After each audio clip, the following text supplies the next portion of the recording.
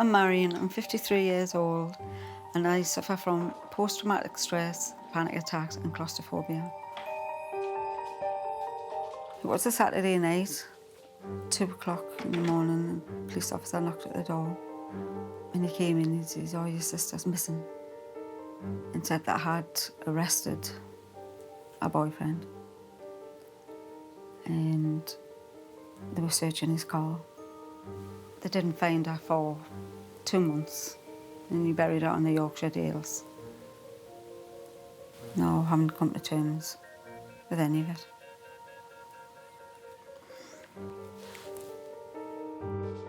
Unable to get over her sister's death, Marian's all-consuming grief has taken over her life and left her suffering from severe post-traumatic stress disorder.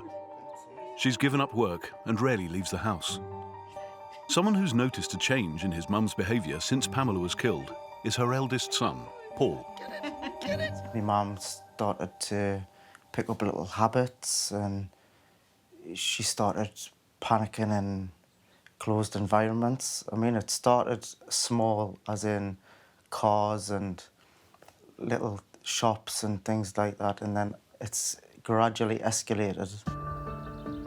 I start sweating, I shake, and I just think I get very frightened of the situation that I'm in. Because I think the more I try and breathe through a panic attack, the more I can't seem to be able to do it. She'll just start repeating herself, saying, "I need to get out, I need to get out, I need to get out, I need to get out." And she'll just non-stop repeat that until she's out. Powerless to control her PTSD, day-to-day activities have become traumatic for Marian.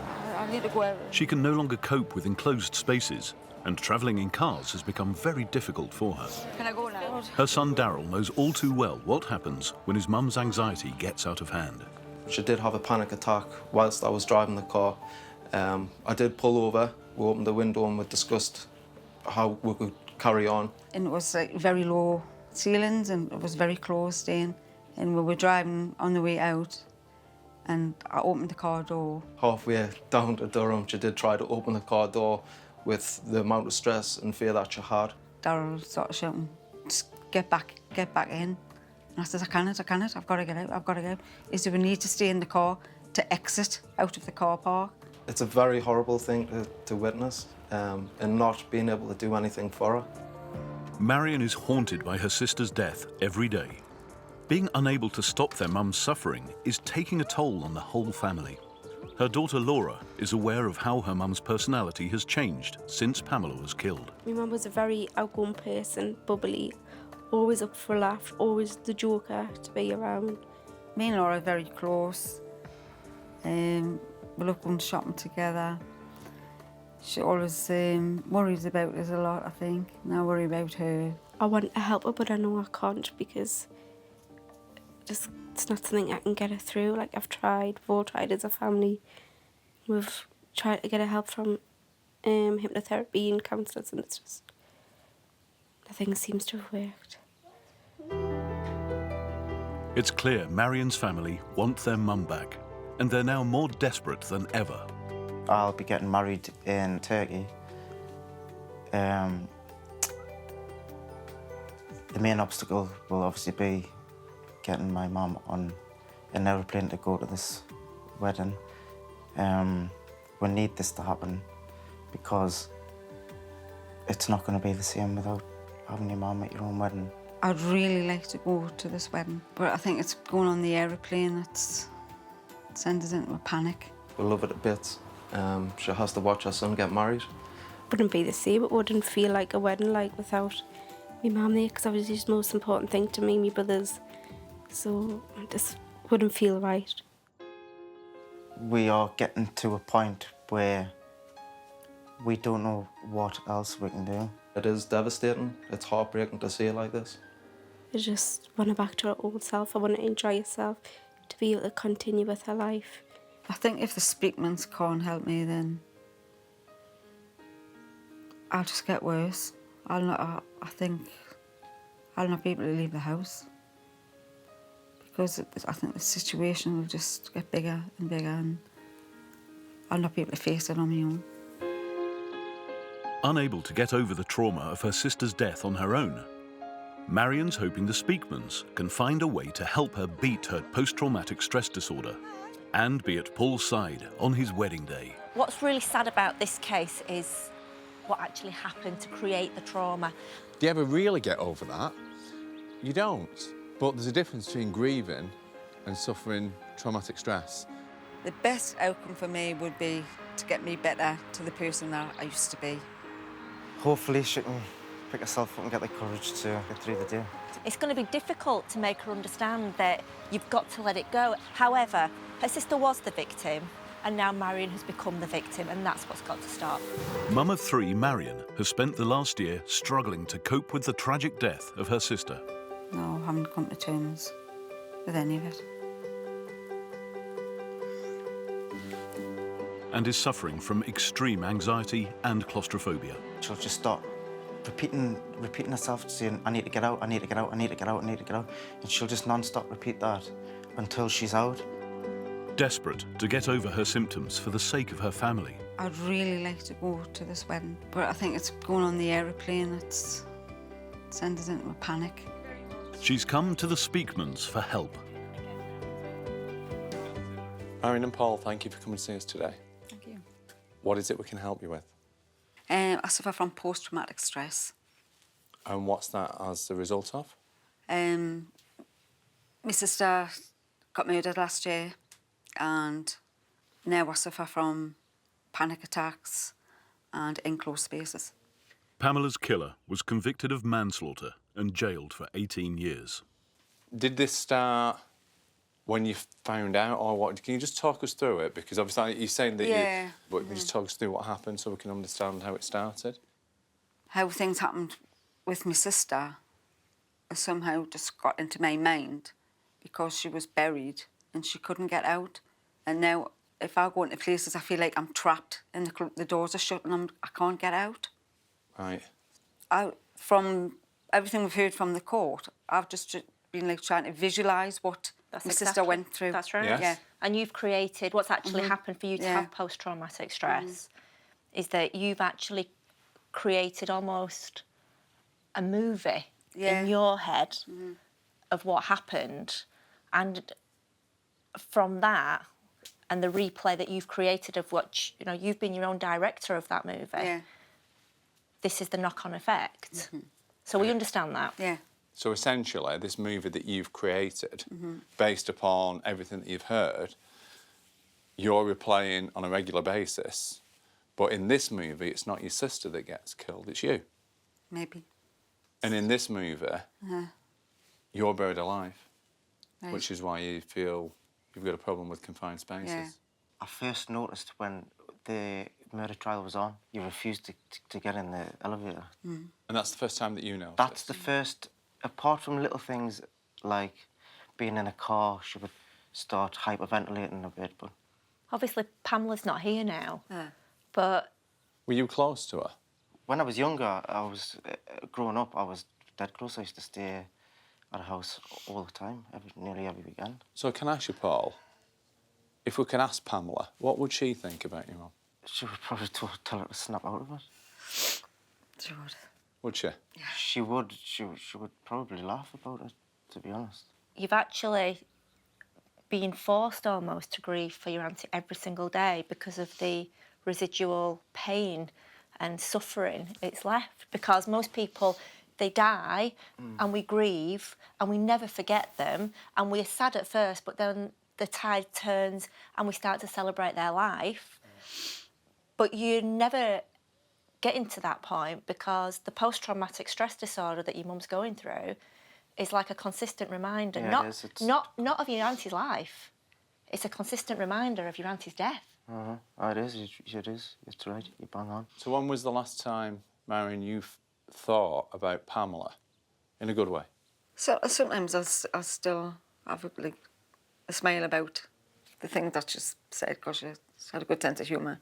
And I still remember little remarks that she said. I was saying to Laura, oh, I can remember when Auntie Pamela doing this, and that would make her smile. And that's just sometimes? Sometimes. And how often do you think about what happened to her? Daily. OK. And how old was she when she died? 55. OK. So you've got 55 years of really good memories with your sister. And you've got almost a year of horrific memories. And all you're focusing on is the last year. I try and visualise what she went through. Okay. So what you're saying, Marian, is that Pamela died horrifically, and that happened once, but you're doing it every single day since.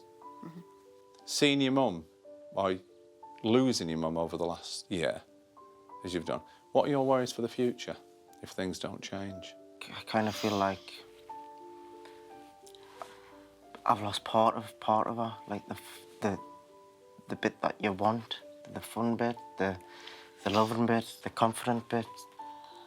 I'm due to be getting married in 6 weeks in Turkey. And do you think she won't be there? Honestly, That must be absolutely crushing. well, it will be. What's wedding photos without your mum in them? So as it stands today, you couldn't go? I couldn't even get on the bus or taxi to the airport. It's too far. But I think in my mind I would have to do it. But even going through the airport, the fear's just... But I don't want to miss my son's wedding, you know. So as it stands right now, you must have massive conflict. Massive. Huge. The entire family's going. And I don't think there's anybody not worried about you getting on this plane or trying to get on. So your entire family will go and looking at a joyous event, a celebration, but your entire family is worried about your mum. Paul, is this the first significant full family celebration post your auntie's death? Yeah. Yeah. It's kind of a bringing together as well. It certainly sounds like you all deserve it. It's been... I mean, last year was just the worst year ever. And this year, hopefully, might be a bit better, but at the minute, it's just the same as last year. I can understand. And I know you said that all the family's worried about your mum getting on the plane. Yeah. Have you ever actually face-to-face told her? Because obviously today's all about being honest. We try it all the time. That's the first thing we tried was peer pressure. We tried to pressure her into going different places. We dabbled in hypnotherapy, seeing different counsellors, but none of it has any effect whatsoever. None of it. When you talk to your mum and tell her, and you said we tried peer pressure, how brutally honest are you? I would say I was honest. Because I'd actually like you to tell your mum and speak to your mum and tell her exactly. I get your auntie's died and we're not taking that away. That's tragic. From It should anybody, never it's happened, and it's horrendous. terrible. But that was something that was out of your control.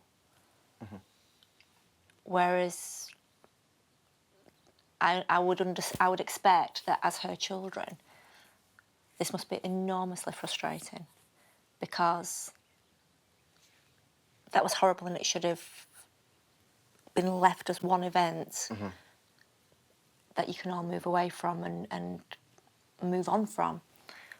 But like I say, you're not being allowed to do that. No, it's like kind of reminds us of a slug drill. But I'd like you to tell your mum exactly what this is doing to you, exactly what it means to you, the fact that she's suffering as she is. Well, it means you're going to miss out. You're going to miss out on your grandson's life, basically. No. This is the main thing that concerns me. He's 6 months old now, so you haven't really missed out on a lot. But in the future, you want to see him grow up. You want him taking places. You want to take him on holiday.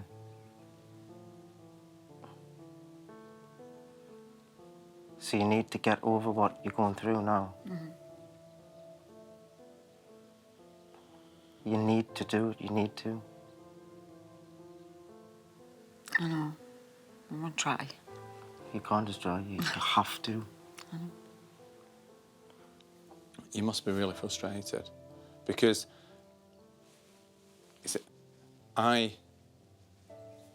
all I know about is Pamela's death, which is why you're here today. I don't know anything about her life, but there's a whole lot of people out there that have enjoyed life with Pamela for a long time. Yeah. And knew for 52 years. But I'm not hearing any of that. And when you stop grieving, you start looking at someone's life and celebrating their life. And I don't, for some reason, Marian, you've taken this upon yourself. So how would that feel for you, knowing that you've got all your family in Turkey, apart from your mum, apart from the one that you want there? It's supposed to be the happiest day of your life. But how can it be when the woman that you love, like your mum, isn't there? You're supposed to be sitting at the head table. There's going to be an empty seat. I'm watching you, Marian, and you're listening, but I actually don't think you're hearing your son's words. Oh, I am hearing what he's saying, but I'm trying to get my head around it at the same time. I know that obviously you've got 2 other children. We're going to invite them to come and join us now because we'd like to hear how this is affecting them. Right. I just want it to be back to herself, to be able to like enjoy going out places without sweating and a heart racing and getting upset. The biggest thing that we want to achieve is for her to go on this aeroplane to go to my brother's wedding. I really appreciate you joining us, Daryl and Laura. We've been listening to your mum and Paul, and we really wanted to hear from your perspective how it's affecting you. I mean, it's affecting us all massively. She's completely changed in the last year. Obviously, she's become a lot more stressed. She's not going out and going shopping. She's developed this massive fear and claustrophobia that's overtaken her whole life, to be honest. So, Laura, you live with your mum, don't you? You're the only one that's left at home. Yeah. Would that mean that because you're at home, you're sort of feeling responsible for your mum now? I always feel like I've got to look after her. So how does that inhibit your life? I don't want to leave her. I don't want to go out anyway because I'm always worried what's going to happen to her when I'm out. Do you feel guilty? Were you aware of the fact that Laura feels guilty? Yeah. How does that make you feel, Marian? Guilty. She rings or she texts every hour. Are you crying? How are you? What you doing? And I shouldn't put that pressure on to Laura.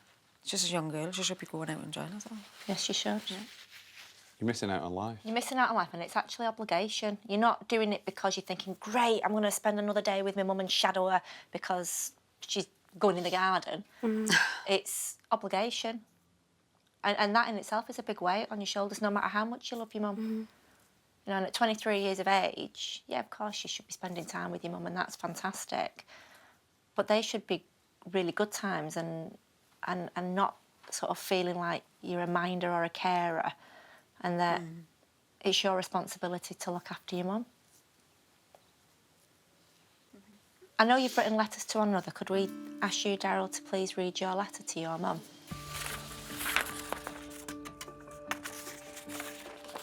Why are you shaking your head? Because that's probably something I don't want to hear. That's It's exactly just why, emotional. and that's exactly why we do this. Yeah. It might be something that you don't want to hear, but let's be honest, for your 3 children sat there, it's something that you really need to hear. Yeah, I know. I just think it'll be emotional more than anything. And Daryl, can you read it to your mum, please? Yeah. Mum, we want you to get better as you're our rock, the glue that holds our family together. We want you to be yourself again and not fear into going into different places. We need you to go to Paul's wedding without panicking or having the stress. At first, we thought that you were going through the emotions of loss and grievance of Auntie Pamela, but we didn't realise that it developed into this. Remember that we are here to help and support you through this, and we'll do whatever it takes to help you cope. Laura, could we ask you to read your letter to your mum? Too emotional to read her own letter, Laura's asked Paul to read hers. To Mum, I hope things can go back to normal after your treatment, as I really miss going shopping, going to the cinema and going for meals. But most of all, I miss the old you. Lots of love, Laura. It's nice, thank you. And your letter, please, Paul. Dear Mum, I'm writing this letter, and it's surprisingly easy to write. All the family are getting desperate for you to get back to how you used to be. Please try your best to get through it and overcome your stresses. We look forward to our wedding and seeing you there. So it's your turn now. Right. If you won't mind reading your letter, Marian. I really, really want this to work because I don't want to miss Paul and Lisa's wedding and not be in the photos. It would be very, very sad, especially since I'm your mum. I want to be there for you all and bring back the mum that you all grew up with. Paul, Darryl and Laura, you have all not just supported me through this traumatic time, but all of your lives, and you have been amazing. I just want to thank you, and I'm so proud of you all. I want to be able to put this behind me and move on with my life. Well, I think you've all suffered far too much and for far too long. And I think today it's going to end. And we'll do our very best to get your mum at your wedding, Paul. So let me ask you, Marian, are you ready for change? Definitely. OK. Well, if you leave Marian with us, we can start our therapy. I'm really hoping that a few of the emotions of the pain that a family is suffering actually filtered through today in mediation to make our job a little bit easier. But who knows? We spoke to my mum, as we've never really spoke to her before. I think it's starting to sink in that it's affecting us and not just her. I think my mum's finally accepted and listened to what we're all saying. It's not going to be easy, but I really hope we can make a difference because a whole load of people are suffering and there's a wedding that they need to attend. Can Nik and Eva find a way to change this distressing situation? You said earlier, Marian, that you relive these events every single day. I think I'll try and visualise what she went through, OK. OK. what she was thinking at the time. Why is it that you want to try and experience what she went through? I don't want to try and experience what she went through. I'm just trying to think to myself what she went through, what pain she was in, and And the benefit of that to anybody is? nothing really. It's just my thoughts, I think. OK. So you trying to imagine what pain she went through, that's not benefiting anybody? No. OK. Would it perhaps assist Pam, do you think, knowing that you shared it with her? Is that what you're trying to do? I don't really know. I don't know myself why I try and do that. OK. But you see it every day. So Basically every day. So describe what you go through, if you don't mind. What you Sorry say. to put you through this, but No, this it's is okay. I don't want you to do it once. I try, from what I heard from court, OK. I try and visualise what he done to her. OK. Ever since you discovered what happened, your life has become smaller and it's got worse and it's affected the people that love you. So what we're trying to understand, Marian, is what's the benefit of all this? Because I know you're trying to get to the bottom of what your sister felt. But will you ever get to the bottom of it? No. No, Never. no. You'll never get to the bottom of it. You can ruminate on this for the rest of your life. Yeah. You will never solve the problem. No. But what you are doing, you're causing a problem to people that are still alive and people that love you and rely on you. And that's what I'm finding difficult to understand. Right. Yeah. And it's as though when we spoke with your family earlier, it's as though you've switched off to them because all you're focusing on is this problem of trying to understand what your sister went through. Yeah. Mm-hmm. You're right. You see, and ultimately, and sadly, she died. Mm-hmm. Yeah. And does it really matter what happened before then? She died in a horrible way, but we can't do anything about it. No, I can't. Can't do anything about it. So you know the end result. So trying to find out what happened beforehand, Well, I know. who will that benefit? Particularly when there's no solution. So if we could ask her, and I really wish we could, but if we could ask your Pam, what would she say about this situation right now? I think she would say, what's happened has happened, and move on. Get over it and get on with your life. I think that's what she would say. And what I heard earlier is your family saying that to you as well. Yeah, I know. I think they've tried to say that for a long time. Okay, so you tell me now, what has to happen right now, Marian, for you to let this go? I just need to change my way of thinking, I think, so I can just move on That's the answer. and get over it. So what has to happen right now? I just need to change. And can you do that right now? Yes. I'm ready. I need to do this for everybody. Not just me, for the whole family. I think you owe it to your sister too, to be honest Oh, with you. yeah, definitely. And for your family, because as it stands... Because I think she'll be thinking, why are you holding on to me? Why can't you just move forward? There was one victim, or there should have only been one victim, and that one victim is enough. One victim is more than enough. Oh, I know. But the difference now is that you've become a victim. You became the second victim. Yeah. And your children are victims. 3, 4 and 5. And what I'm seeing is that, as sad as it is what happened to your sister, you're disrespecting 52 years that she was alive. Yeah. See where you're coming from. Because we've got this, this scrapbook that you brought. This is your book, isn't it? Yeah. What was the purpose of this book? It was just a personal thing for me because I had a lot of newspaper cuttings and things, and I thought I just wanted to put them into a book. How often do you look at this book? Maybe it's about once every couple of weeks. In simple terms, you're not looking at 52 years of someone's life that you loved. You're looking at 12 months of misery. Yeah. Here. That's what it is, isn't it? And that's why you're stuck in time. And I've got to be honest, if I was your sister and thought, you know, whatever happened probably happened in the space of half an hour maybe. Yeah.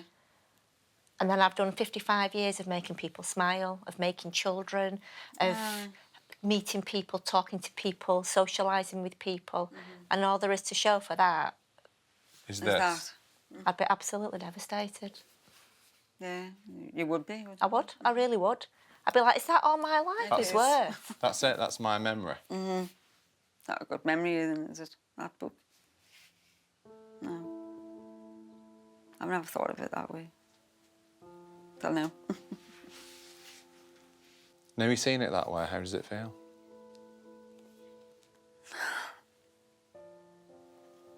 That's right, Marian, just let it go. You're letting this go, you're not letting Pamela go. And at some point you think if you let this go, you're letting your sister go, and that's not true. That's not true at all. Your sister's worth more than this. I understand what you mean. It's just hard to let go of. I don't know, because these are like last memories I had of her, and they weren't happy memories, and that's where I'm stuck at. That's it. But these aren't the memories of her. No. These are memories of something that happened to her. This isn't memories of Pamela. This is memory of Pamela's death, but that was a year ago. And it's been hard for everyone in your family. I could see that today. But they're trying to move on, but they can't because of you.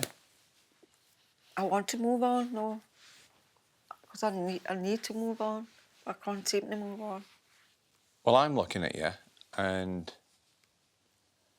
you look like you've started to move on to me. I want to make it clear to you that you're not letting go of Pamela. You're letting go of some rubbish that you made up since she died. That's all you're doing. Right. You've got 52 years of good memories, and you're not visiting those memories because of this rubbish that you made up afterwards. I know. But if you can give us a good reason to cling on, we'll listen. Oh, I don't have a reason to cling on to it. Okay. Tell me about a time when you laughed with your sister. Tell me what happened. We laughed at the wedding the last time I seen her. And she was holding her granddaughter, I think. That was that memory of her at the wedding. Yeah. Her dancing on the dance floor.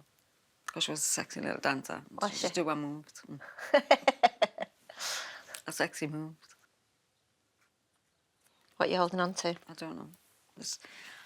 I don't even think it's letting go. I think it's just, I just feel panicky. I just don't know why. Because you're letting go. I don't know. I don't know if it's because I'm letting go or if I just feel the way I did when I came in.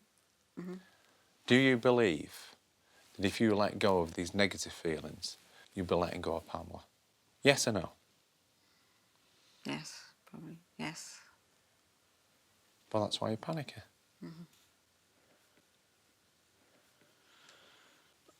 So, this started with you making this reenactment in your mind of what happened to her. How does this reenactment finish? It's the same. I'll try and picture what he's done. What he's done to her, yeah? Right. Okay. Then I picture him putting her in the car, Okay. going down to Halifax, Okay. putting her in the grave, Okay. and that's where it ends. And that's where it ends. Okay. That's where it did end. Okay. So what I'd like you to do with that, that whole situation, you see it in reverse. So, but we're going to ask you to close your eyes. Should I just draw a vision board? Yeah, go on Quickly. then. Yeah, So- go on. So right now, the way you play this movie, and it is like making a movie. So there's him doing what he did. That's the way you see it now. All we want you to do, we're going to ask you to close your eyes, is we're going to ask you to see it backwards. So all this is all in reverse, all going backwards. So even the car's driving backwards, he's walking backwards, and it ends up at the wedding. I'll give her some nice long eyelashes because I noticed she has mega eyelashes in her pictures. So I want you to close your eyes for me now. I don't want you to open your eyes until I tell you to do so. And do this as fast as you can. Don't worry about too much detail. But literally, the movie that you've been playing, I'd like to see it all going backwards as fast as you can, almost like as though it's double time.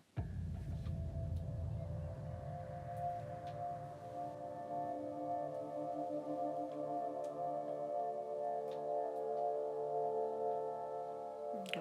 Okay, Well done. Keep your eyes closed. Keep your eyes closed. So I'd like you to do it again, if you will, But faster. but do it faster than the last time. And don't forget, it finishes with her doing the silly face at you and you laughing. That's right.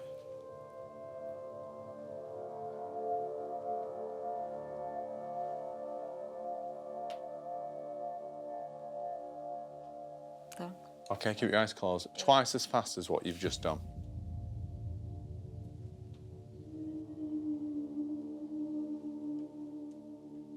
Done. Okay, well done. Well done, Marian, and then just slowly open your eyes.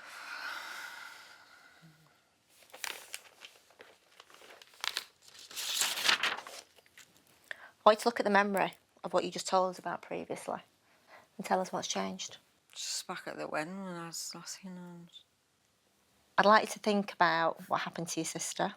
And when we talked about that previously, you got obviously very upset and anxious.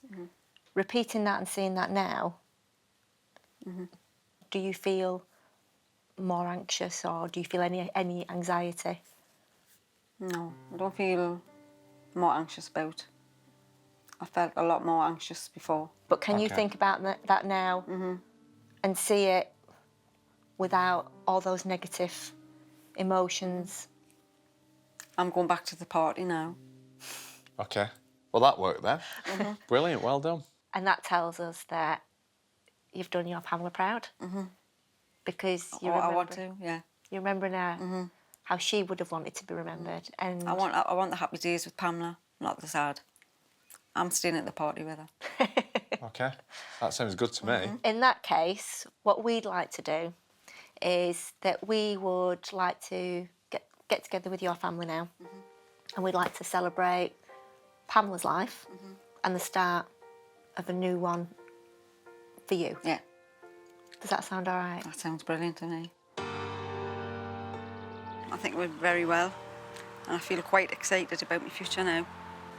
Paul, Daryl, Laura, it's just going to be over the moon that we've got the man back. She was very, very stubborn, and there was almost an element of her that said, if I let this go, then I'm letting my sister go. And you could see that in her, that I can't do that, I can't do that. But we did not relent. We kept giving her more and more and more evidence as to why she shouldn't hold on to this. She was never the victim, but she was acting like it. And when she finally accepted that, it just went. With her treatment session over, the Speakmans have brought Marian to Heaton Park in Manchester. They believe that it's time for Marian to leave her grief in the past and start to celebrate her sister's life. Little does she know that her whole family are waiting to surprise her. Pamela's sons and Marian's older sister, Deborah, have made the journey to support her.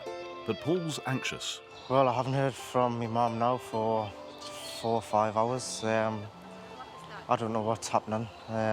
Hopefully, she's responded well to treatment, but only time will tell. I'll just have to keep my fingers crossed for now. How are you feeling? I think it's going to make us cry, that violin. I'll tell her to stop it.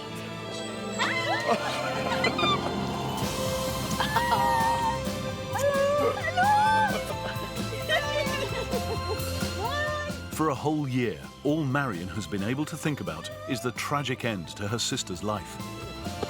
But with the help of the Speakmans, she's managed to control her feelings of anxiety and panic. So tell everybody how you're feeling. Excited, happy, a lot happier than when I came down here.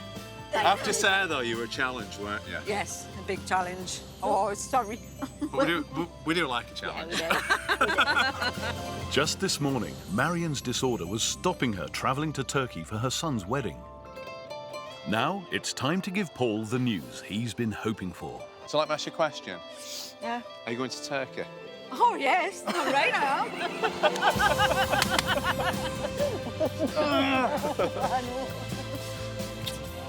God, how can you thank somebody for doing something like that? God.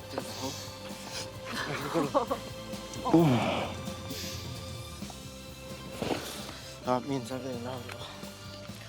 No, we did it because we wanted an invite. Yeah. I'll send you photographs. Now it's time to celebrate your Pamela's life, isn't it? It is, isn't it? It is. It is, it is. And to celebrate your new start as well. So we've got some little tea lights that we wanted to just release with you all as a little sign of leaving the past behind and starting afresh.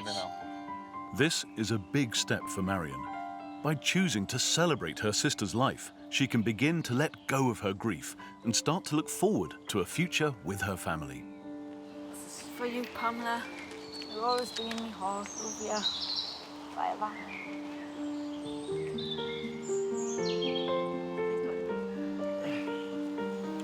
It's for the future and happiness.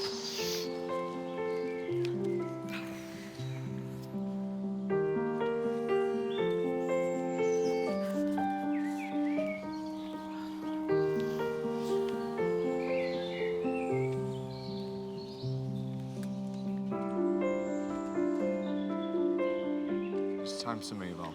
And I think your wedding's brilliant because it's just such a great celebration for you all. New start in a great place. Coming together. Yeah, came at a great time. Right, we're going to love you and leave you. Okay, thanks for all your help. It's been great spending the day with you. Yeah, it has. We just want to hear about all your great things and all the times that you smile from now on in. I'll send you some photos. From Please Turkey. do. Please do. We'd You love to make sure see you them. do. Oh, really good. You make sure you do. Thanks, Nick. Take care. Thank you very much. You're welcome. Bye. Bye, everybody. Bye. Bye. Bye. I am so happy and I am so proud. The Marian that we saw at that family reunion was not the same lady that walked in this morning to our home. Oh, I feel it's fantastic knowing I can go abroad, get on that plane and just be part of the family again. You can tell just by the way she's talking, she's a lot more happy. Her face is whole brighter, really. Her eyes a little. Yeah.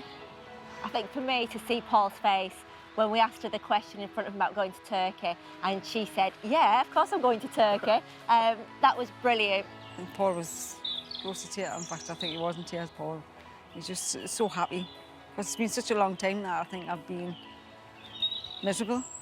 But now I can feel like a weight's been lifted.